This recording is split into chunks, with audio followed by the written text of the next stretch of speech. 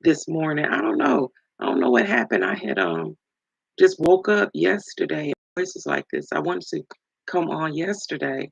It was a little worse than it is today. But here I am. Here on Meals. Here on Meals. It's your girl Queen Serene in the house. Watch your mouth now. How y'all doing? I'm here live on YouTube, Facebook, and Instagram. Okay. How y'all doing today? It's Freedom Friday, financially free Friday, actually. And I'm gonna give you all not only our topic for today, and I didn't put it on here. Greetings. I didn't put it on here, but facing fear of failure. That's the topic. But before I get into that, I'm your accountability coach. I help empower individuals to conquer their fears and take control of their life and execute their goals through goal structure. Okay, hence my book, Gold Digger, y'all. Y'all go copy it. Is that still a cool word to say? Um, at golddigger.org, GOALDIGGA.org. Y'all go get it, y'all. Um, and what I do is I help you. It's an acronym actually for generating an objective and ambitious lifestyle. And I talk about the fear in my book as well. Um, I do want to say that with that fear factor, I brought out my handy dandy notebook, okay, that I have. And before I even go into the topic, I want to just go over. I want to give y'all some tips. I was talking to my sister the other day, and I think I shared this once before, but she was asking me. I had made some soap for my brother, right? Because they didn't have the kind that he wanted at the store. So I had said they had the bar, right? And so I had made, took the bar and just melted it down or whatever, and made some soap for him. But so she had happened to come over when we were talking about it, and then she was like, "What you mean you made some soap?" And I told her what I did. But also a tip, a little good thrifty tip, you guys. If you have, you know how you get them little old soaps, them soaps, or you have a big soap, and then you wash it in, then it goes melt, gets real small, and it breaks. At that breaking point, hold on to that soap, y'all. Get a little container. I have a little container that I save all those soaps with, and it's a really good tip to put some water in it, kind of melt it down on the oven, and then reuse it for hand soap. I didn't sort of like this. Now I did not do that. This is not with them little bars. This is my face soap that I make, and I make it out of the black soap. I like to make my own soap, and then you know how the black soap, because I only use black soap for my face, y'all, and my body too. Now I can't say that for my body all the time, but I like to also use soaps that don't have any chemicals in it. But anyway, for the black soap, for my face, this is particular one, and I call it liquid gold, and I have added, some oils and stuff to it as well. But when you know how that black soap, and I'm talking about the real black soap that crumbles up instead of having I was getting tired of it crumbling, right? So what I did is I bought this pretty little jar, and then that says hand soap on it, and I kind of crunched it up, put it all in there, and then I added water, and of course it was melting. I shook it, and it took a couple of days to melt. And this is actually has 2 bars in it because this is a really big bottle. But you can do your favorite soaps like that as well, in addition to saving those things. So I wanted to give that tip out. And this is my liquid gold. It may be in the markets on the market soon. Okay. Um, but I want to talk about that, and then I wanted to also talk about this book, y'all. This is an author. Well, actually, 16 authors. This is another way for you to be able to have a product. Um, you can have a book. You can have your store within a book with a bunch of other women or other people. This happened to be about our hair. I love this picture on the front, right? Soul sister, baby. Um, but this is can't nobody tell me nothing, can't tell me nothing. And it's presented by Dr. Carrie uh Wazid. If I said it right, I'm sorry, Yazid. But actually, um Phyllis Cross, she was on my show before. She was on my show, and or my podcast, should I say? And she was talking about it because she has a story within this book. Because we as women and our hair, and just people, not just women, but this happened to be about women. But our hair is like a plant, and it grows. You know what I'm saying? And we have all different types of textures. And I got something. Seem like I got something in my. But we got all kind of types of textures, and we can go through some struggles with it as well. So this is their story. So y'all cop this book. Can't tell me nothing. I think you can get it on YouTube. She personally sent this to me. I mean, not YouTube. I'm sorry. Uh, what do you call it? Amazon. She personally sent that to me though.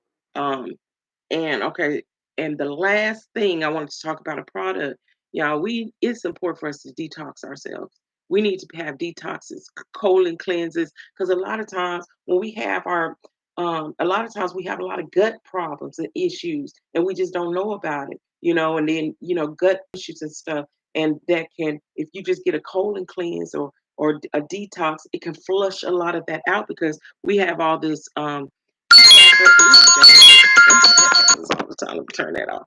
We have all this backup biles in our system that just sits there. You know what I mean? Even if you're not going to the bathroom regularly, dang it, if you're not going to the bathroom regularly, you have to detoxify yourself. So anyway, these products come from Queen Afua, um, and you know. Uh, Teas and different things, colon cleanse and stuff, things like that. So I got a 21 fast, not fast, but detox program that I'm doing again, and I'm going to start it next week. I'm going to start it Monday. I think it's Monday that I'm going to start it because I'm trying to correlate it um, to before my birth anniversary, have them 3 weeks out the way. But anyway, the 21 days is a 21-day cleanse or detox that I'm going to be going through. Okay, so we got through that.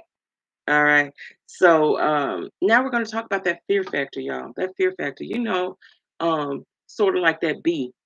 And when I say that fear factor, because a a bee, I'm gonna take a bee for an example. You know how a bee flying around, and then you're just like, you're outside, it's a nice day or whatever, and then as soon as that big old bumblebee, it looks so scary, it flies around you, then you jumping and you running and you screaming. Some of us now, you know, I kind of try to play a little coolness, a little, cool flicks about myself. Be like, oh, oh, and because eventually the bee flies away, but sometimes that bee be trying to follow you. You know what I mean?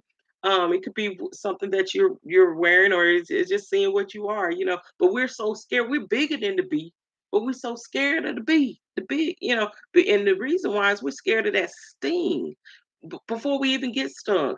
I've been stung before. How many of us been stung before? A lot of us haven't not even been stung, and we're scared to get stung. You don't even know, how that sting gonna feel, you know.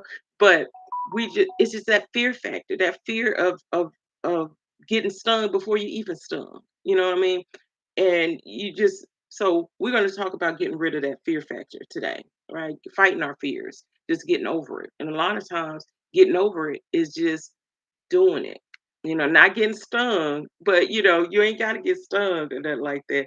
But just getting over that fear of speaking in public, starting a podcast like I'm doing here. I've been doing this for about almost 4 years now, and I really started it because I had a I had like stage fright. I used to be a rapper back in the day, and I still got my flow though, but and I used to have stage fright, and a lot of us, we used to smoke and drink just to get over that stage fright for the moment. But still, as I matured and got into a professional field, getting up and speaking was a stage fright. It was like, dang, and so I had started my podcast actually just to get for me to get over that fear, right? And so that's why I'm here with you today because of that, so it's that's what started it, right?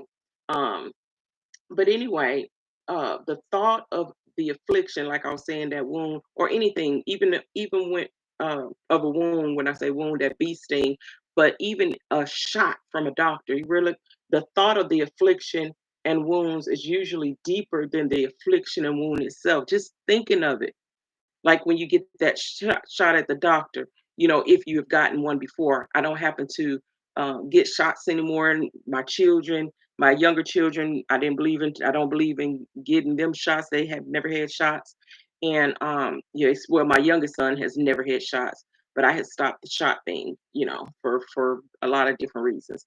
But when I was getting shots as a child, that fear of the shot itself, getting a you know getting a shot was great because I was just like, ooh, because I didn't like needles. I was like, oh no, no, woo, let me close my eyes. But and then they do it and like, oh, okay, or say they draw on blood or something like that. That fear. I know that's may not be a good example. It's kind of a good example, but the thought of failure is worse than failing itself, y'all. When you fail at something, you're actually getting good at something because you're going through the process.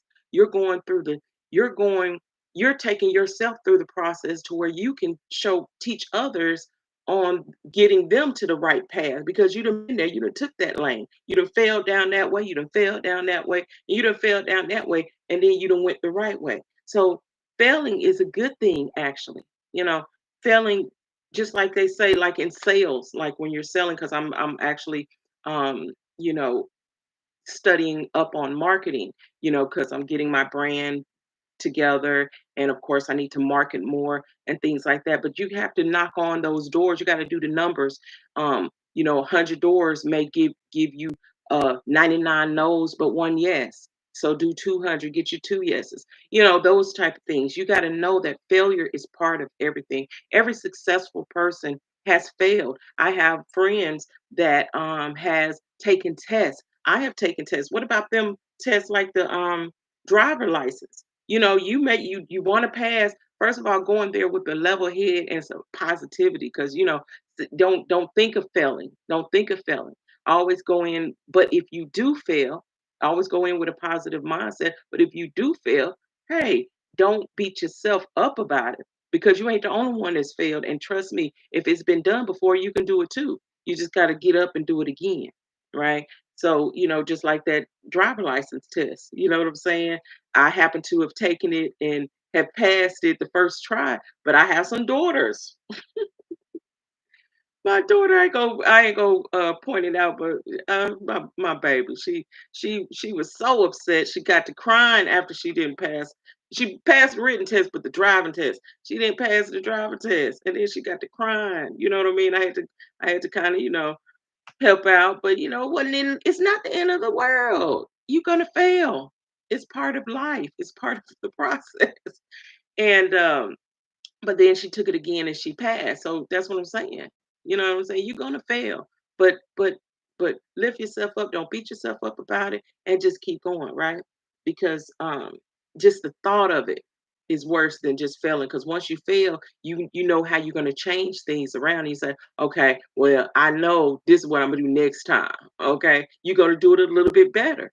9 times out of 10. Okay, you're gonna study harder for that test 9 times out of 10. You're gonna do it a different way 9 times out of 10. You're gonna get to that accomplishment. Okay, is my point. Um, let's see. You will never find out what you are capable of if you are afraid to even start. Okay, so you have to just being scared to do something and afraid to fail is not an excuse for you not to start. Because I know some people that's in my accountability group that has started a business on paper, but ain't did nothing yet. Ain't did nothing yet. And I'm like, and it's that fear of failing. What if I do something wrong? I need to keep on studying. I need to keep on doing this.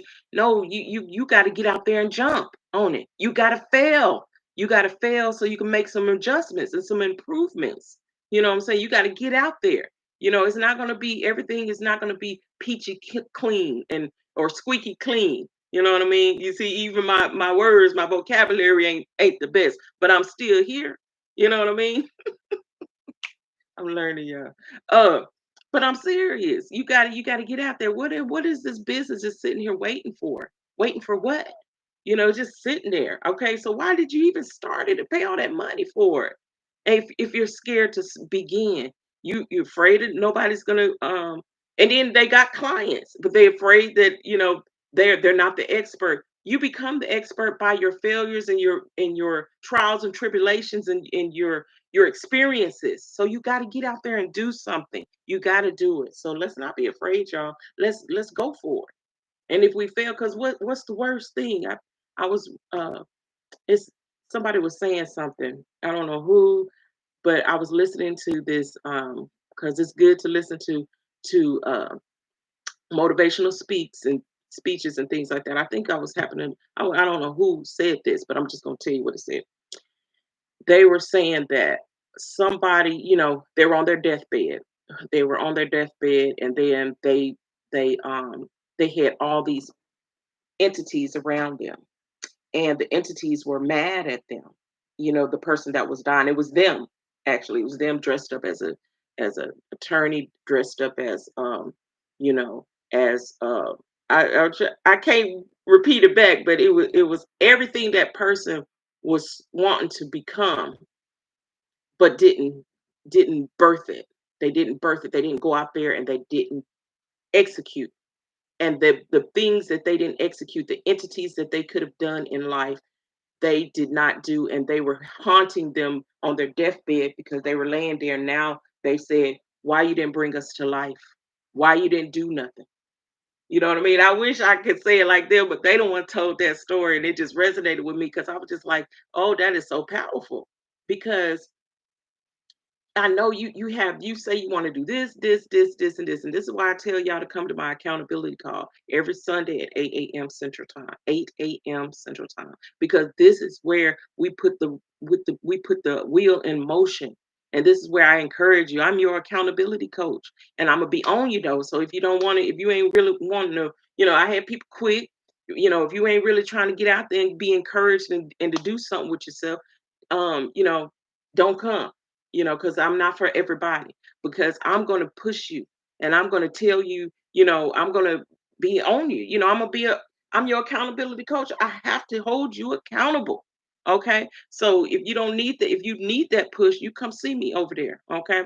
And I leave my link in the Facebook up at the top of the Facebook feature. And I also put it in the Telegram and not the Discord. I said the Discord before, but it's a Telegram and the WhatsApp. I've dropped the link in there, and it's the same link. But yeah, so that fear, y'all got to get out and do because, like I said, it's March already. I know y'all have goals, even if it's going out after that career that you wanted, you know, or even some of you guys been had friends for a while, and you ain't stepped up to them to shoot your shot. You know what I'm saying? The worst they can say is no. You know what I mean? And then move on. You just never know. Improve yourself. You may, get lucky. Uh, but there's a false perception of job security, and it keeps a lot of people afraid to leave. And that's probably another fear factor of the people that I help start businesses, that they don't get it off the ground. They scared to lose um, leave their other job. And I try to tell them you can still work and get your business, your side hustle, your business in order and up and running, and then eventually leave your job. So you don't have to leave your job just because you're an entrepreneur, you know. Um, because you got to stand before you can walk, y'all. And that's all I got for today, y'all. I hope y'all got some information, some good nuggets out today. Especially, I'm telling y'all, say that soap, okay? It's okay to be a penny pincher. I mean, you know what I'm saying? I can splurge too, but it's okay to, why not use it for something? Like I said, I don't have to buy hand soap. I can make soap and or repurpose my soap and use it as hand soap for guests and things of that nature. But okay, with that being said, it's your girl Queen Serene, and I'm out. Peace. All right, YouTube down there. Let's see, Instagram, peace, Facebook.